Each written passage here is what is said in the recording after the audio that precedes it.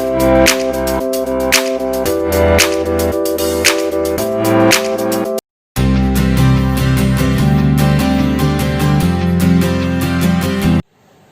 friends, welcome back to my YouTube channel.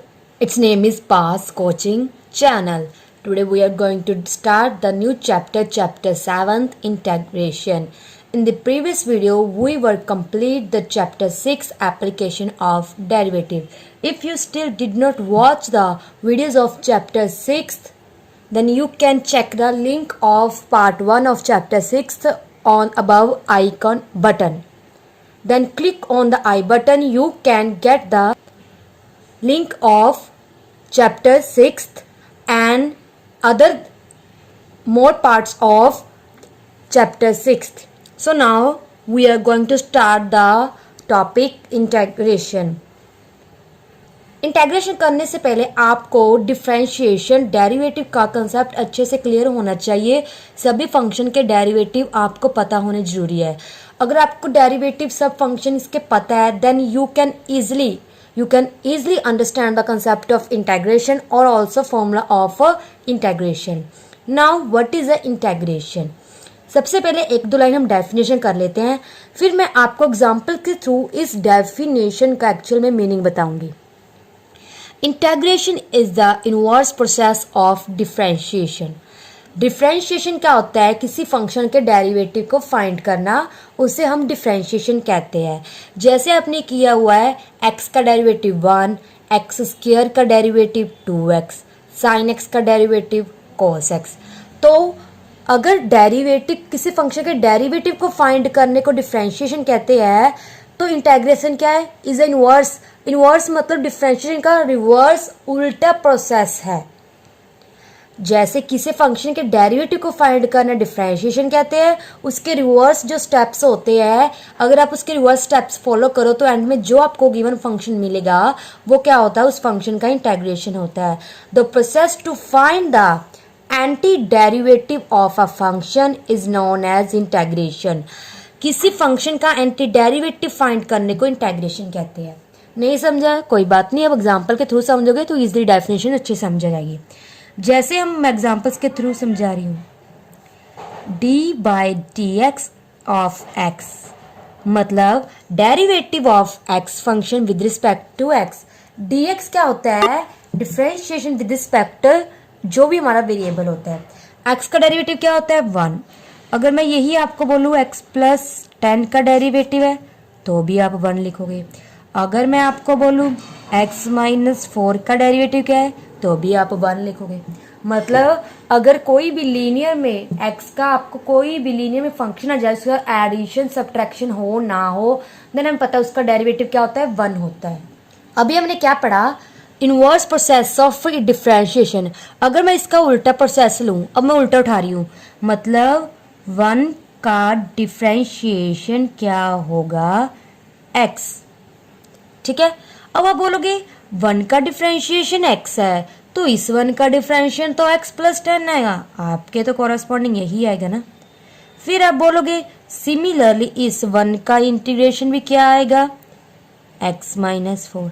मतलब सब में x तो आ रहा है बट एडिशनल क्या आ रहा है? जो हमारे साथ कांस्टेंट नंबर है. तो एक्चुअल में ये नहीं होता. 1 का इंटीग्रेशन होता है x तो आएगा प्लस c कांस्टेंट आएगा. वो कांस्टेंट डिपेंड करता है फंक्शन पे. अब अगर यही फंक्शन हो तो यहाँ पे c 10 आ जाएगा, ये फंक्शन हो तो यहाँ पे c माइनस 4 आ जाएगा, ये फंक्शन तो यहाँ पे c 0 आ गया. तो इसको जैसे हम इसको किसका नोटेशन बोलते हैं? डिफरेंशिएशन का. सिमिलरली ये क्या होता है? इंटेग्रेशन का. ठीक है ना. तो ये साइन क्या है? इंटेग्रेशन का, फंक्शन के विद रिस्पेक्ट टू x. तो देखो अब रिवर्स हो गया ना. तो आप कोई भी इस टाइप का चाहे x प्लस कोई भी कांस्टेंट ले लो, वो कांस्टेंट पॉजिटिव नेगेटिव कुछ भी हो, ठीक है ना, उसका इंटीग्रेशन जो उस 1 की विद रिस्पेक्ट टू इंटीग्रेशन क्या आएगा? x प्लस c आएगा. मतलब कभी भी 1 की, या फिर मैं आपको ऐसे बोल दूं, कोई कांस्टेंट नंबर की इंटीग्रेशन,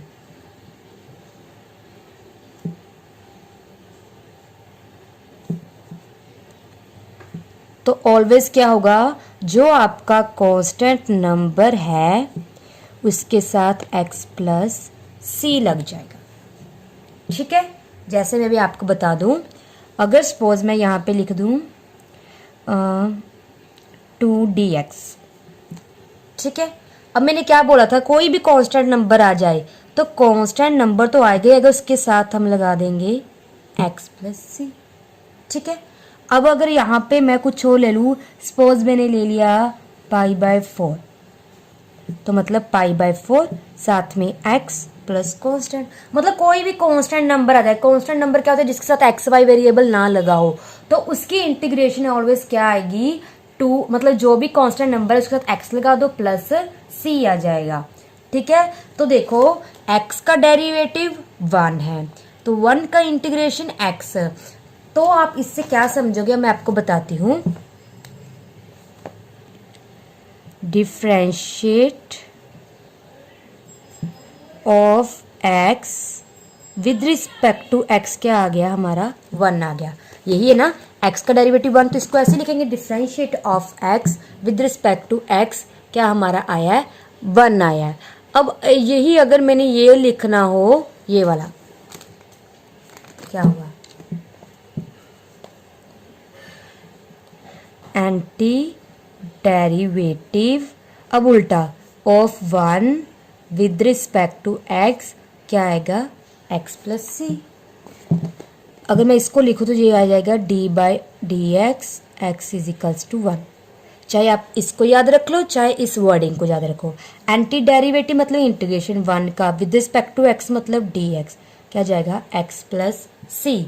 तो यहाँ से हमें क्या पता चलता है, ये पता चलता है, सपोज मैंने लिखा है dy/dx क्या है, सॉरी fx, हमें पता है हम कैसे लिखते हैं fx का डेरिवेटिव f-x। तो अगर मैं f-x dx का इंटीग्रेशन करूँ तो वो क्या आएगा, fx प्लस सी। मतलब जो फंक्शन का डेरिवेटिव होगा उसको आप इधर रखो और उसकी इंटीग्रेशन क्या आएगी, मतलब एंटी डेरिवेटिव, एंटी डिफरेंशिएशन क्या आएगी, fx गिवन फंक्शन का डेरिवेटिव है प्लस सी आएगी। तो अगर मैं आपको बताऊं, अब आप नोटेशन देख लेना, इंटीग्रेशन ऑफ fx dx। अब इसको क्या बोलते हैं याद रखना, इसको बोलते हैं इंटेग्रेंट। जो fx है वो क्या है, इंटेग्रेंट, जिसका हमने इंटीग्रेशन करना है। ठीक है, उसके बाद जो dx क्या होता है, dx होता है डिफरेंशियल ऑफ x, किसके विद रिस्पेक्ट टू करना है, जिसके विद रिस्पेक्ट टू आपने करना है, सिर्फ उसमें चेंज आएगी, जो भी इसके साथ एक्स्ट्रा जो भी नंबर जो भी आएगा वो कांस्टेंट कंसीडर होगा।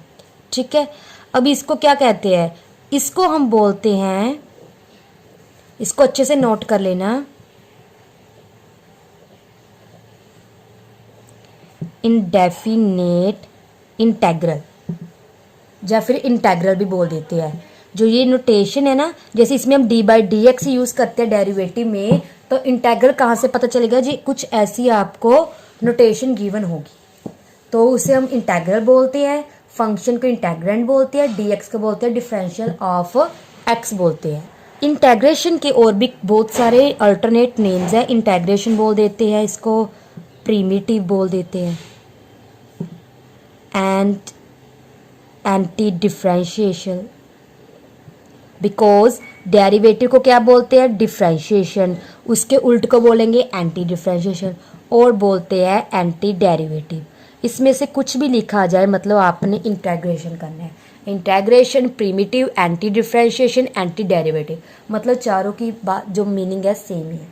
अच्छा, अब अगर एक और बात की मैं फंक्शन को डिस्कस कर रही हूँ, d/dx में आपको बोल दूँ x², तो क्या आ जाएगा आपका डेरिवेटिव, 2x आ जाएगा ना, d/dx x² आपके पास क्या आ जाएगा, 2x। अभी हमने किया था जो भी आपके पास फंक्शन है बस उसका एंटी कर दो, तो 2x dx, इसका क्या आ जाएगा इंटीग्रेशन x², प्लस कांस्टेंट लगाना मत भूलना। अगर आप कभी भी इंटीग्रेशन करते हो, देखो इसका, देखो जो डेरिवेटिव है उसका एंटी हमने करना है, रिवर्स स्टेप करना है।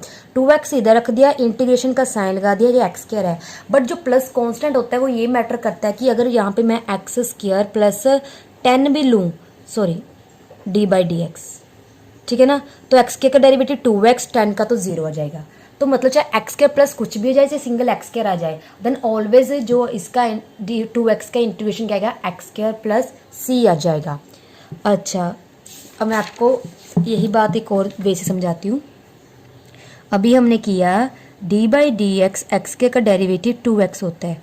अब जो ये वाला है ना, मैं इसको इधर लेके आ रही हूँ, 2 को कांस्टेंट है ना, मतलब 1/2 d/dx एक्स स्क्वायर क्या जाएगा, x, ये जाएगा ना, d/dx, ये 2 कांस्टेंट है, हम इधर ले आ सकते हैं, तो ये 1/2 हो गया। अब आप ध्यान से देखना, अब हमने लगाने हैं रिवर्स स्टेप, बिकॉज हमें इंटीग्रेशन फाइंड करनी है।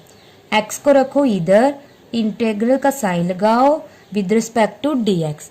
अब इसका क्या आएगा इंटेग्रल, मैंने बोला है जो आपके लेफ्ट साइड होता है वो पूरा क्या होता है, इंटेग्रेशन की वैल्यू होती है। तो ये जाएगा x square over 2 plus c constant. एक मैं आपको और समझा रही हूँ ध्यान से, d/dx एक्स क्यूब, इसका क्या जाएगा 3x स्क्वायर, 3 को इधर ले आओ, d/dx x cube is equals to क्या जाएगा, एक्स स्क्वायर।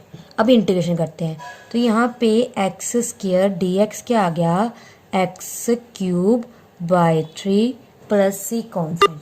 अब इन दोनों में आप देखो सिर्फ क्या माइनर फर्क है, देखो जो हमारा दोनों में डिफरेंस है सिर्फ इतना है, यहाँ पे x की पावर 1 है, यहाँ पे x की पावर 2 है, ठीक है ना। अब जितनी यहाँ पे पावर है उससे एक ज्यादा यहाँ आई है, जितनी यहाँ पे पावर है उससे एक ज्यादा यहाँ आई है, और जितनी पावर आई है उसके कोरस्पॉन्डिंग डिनोमिनेटर में सेम वही नंबर पड़ा है। देखो अगर x की पावर 2 है तो 2 है, x की पावर 3 है।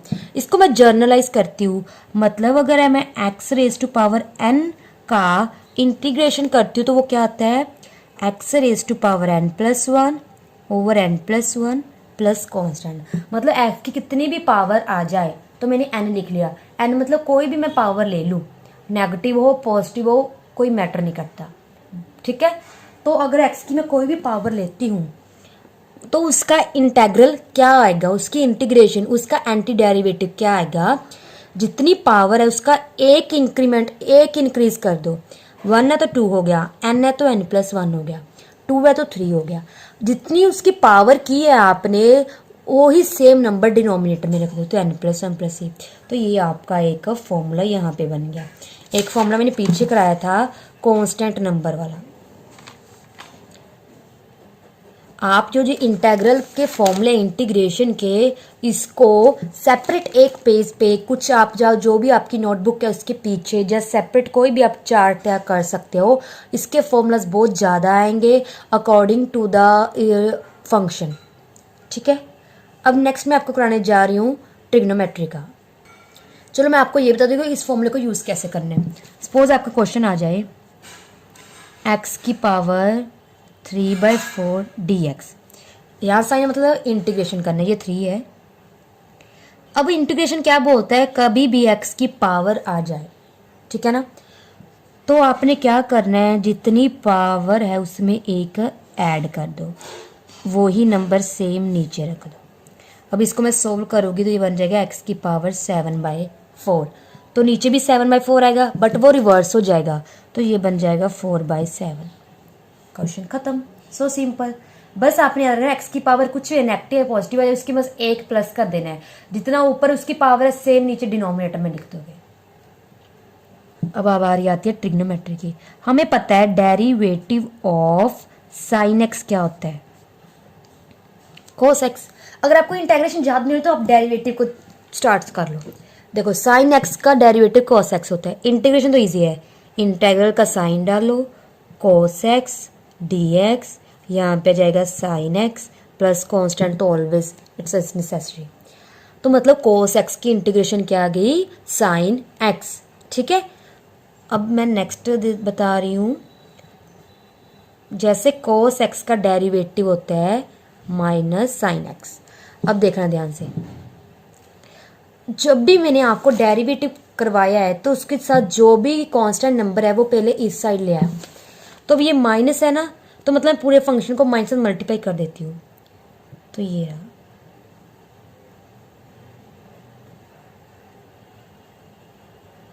सॉरी, ये प्लस बन जाएगा। अब देखो यहाँ पे साइन एक्स रह गया, तो मतलब इंटीग्रेशन ऑफ साइन एक्स का क्या आ जाएगा, इस साइड क्या रह गया, माइनस कोस एक्स हो गया। तो आपने अब मिस्टेक नहीं करनी। मोस्टली हमारे माइंड में क्या होता है, साइन एक्स का डेरिवेटिव होता है कोस एक्स, बट अब साइन एक्स की इंटीग्रेशन क्या होगी, माइनस कोस एक्स। और कोस एक्स का डेरिवेटिव हमने क्या किया है, सॉरी, साइन एक्स का डेरिवेटिव कोस एक्स की है, तो कोस एक्स की इंटीग्रेशन साइन एक्स। अब तक हमने क्या है, 4 फॉर्मूलाज कर लिए। फर्स्ट कांस्टेंट नंबर वाला, second x raise to power n वाला, third integration of cos x क्या है, sine x, fourth sine x की इंटीग्रेशन क्या है, माइनस कोस एक्स। एक और बात याद रखना, यहाँ पे एन जो है नॉट इक्वल टू -1, बिकॉज हम पता है डिनोमिनेटर में जो भी चीज़ होती है अगर इसको आप 0 की इक्वल रखोगे तो -1, अगर -1 पुट करूंगी function is not defined. Therefore ये फॉर्मूला सब पर अप्लाइज होता है except n equals to -1। Similarly आपने किया होगा डेरिवेटिव ऑफ log x क्या होता है, 1/x। अब इंटीग्रेशन ऑफ 1/x dx क्या होगा, log mod x प्लस सी। ऑलवेज याद रखिए यहाँ पे मोड लेना है, बिकॉज जो log में हम इनपुट देते हैं वो ऑलवेज क्या होती है, पॉजिटिव होती है। तो हम क्या लेंगे, log mod x प्लस सी, ठीक है।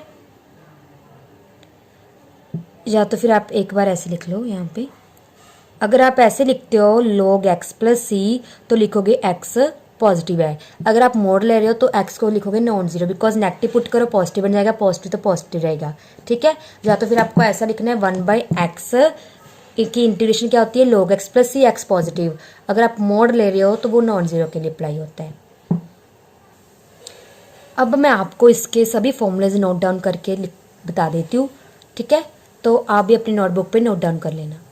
ये रहे आपके फॉर्मूलाज, जल्दी से इनको नोट कर लीजिए। हम पूरे चैप्टर में इन फॉर्मूलाज को ऑलवेज यूज़ करेंगे, इससे आगे आपको और भी बहुत ज़्यादा फॉर्मूलाज मिलेंगे, बट बेसिक यही है, इनसे ही सभी फॉर्मूलाज क्या डिराइव होंगे।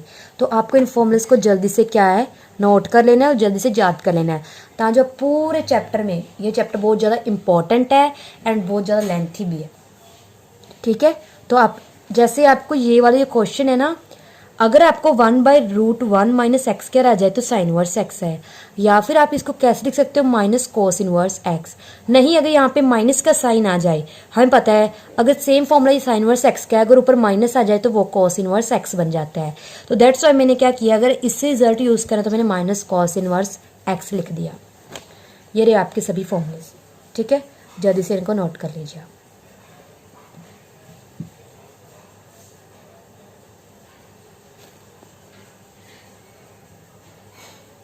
Now, the last topic of this video is properties of indefinite integral. These are some properties that which we are used in the questions. Like first property क्या है, derivative of integration of function। मतलब कभी भी आपको पहले integration दिया हो और आगे डेरिवेटिव रख दे, तो हमें पता है डेरिवेटिव और इंटीग्रेशन दोनों इनवर्स है। इनवर्स मतलब एक दूसरे के ऑपोजिट होते हैं, तो वो कैंसिल हो जाती है। तो सिर्फ आपका क्या रह जाएगा, एफ एक्स, ठीक है। डेरिवेटिव और उसके बाद इंटीग्रेशन आ जाए, देन ये क्या है, पॉसिबल होता है। प्रॉपर्टी सेकंड, प्रॉपर्टी सेकंड क्या है, अब प्रॉपर्टी सेकंड है कि integration of sum difference. Like आपके पास दो फंक्शन आ जाए, कभी उसका सम दे दें, तो आप क्या कर सकते हो, सेपरेट करो फंक्शन को और इनकी इंटीग्रेशन भी क्या हो जाएगी, सेपरेट। सपोज इनका डिफरेंस भी आ जाए, तो आप क्या कर सकते हो, f x d x minus g x d x. Example से समझाओ तो आपको कुछ इस तरह से, सपोज आपको आ जाए x raise to power 3 minus sine x d x. तो आप क्या करोगे, एक्स क्यूब का इंटीग्रेशन सेपरेट कर लोगे, माइनस को बीच में रखो, साइन एक्स का लगा। हमें पता है जब भी पावर एक्स दी हो और उसकी पावर हमें सिर्फ लीनियर फंक्शन की इंटीग्रेशन करना हो तो वो क्या हो जाता है, एक्स की पावर इंक्रीज कर दो, 3 है तो 4 वही नीचे आ जाएगी।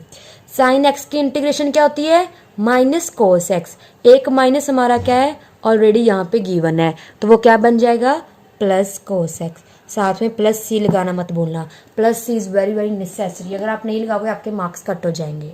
लास्ट प्रॉपर्टी,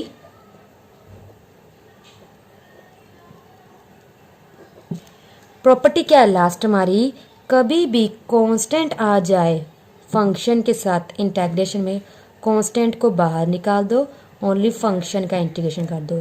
फॉर एग्जांपल जैसे 2x dx आ गया, 2 को मैंने बाहर निकाल दिया, सिर्फ x का कर दो।